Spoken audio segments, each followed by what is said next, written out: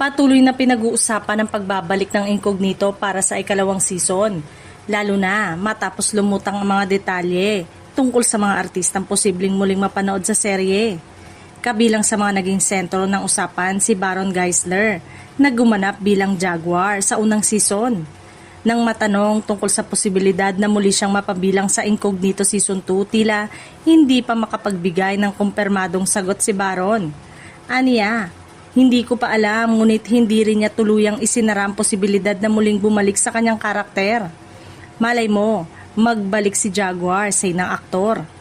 Dahil dito, lalo tuloy na excite ang ilang manonood na umaasang muling makikita si Jaguar sa pagpapatuloy ng kwento. Gayunpaman, hanggang ngayon ay wala pang opisyal na kumpirmasyon kung kabilang pa si Baron sa cast ng bagong season. Naitanong din kay Baron ng tungkol kay Richard Gutierrez na naging bahagi ng unang season.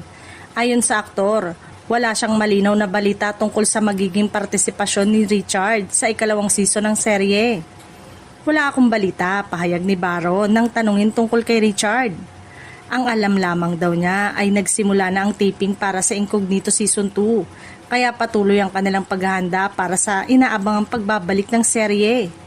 Sa ngayon, nananatiling palaisipan kung sino-sino ang tuluyang makakasama sa bagong season at kung may mga karakter mula sa unang season na muling lilitaw. Kaya naman abangers ang fans sa magiging opisyal na anunsyo tungkol sa cast.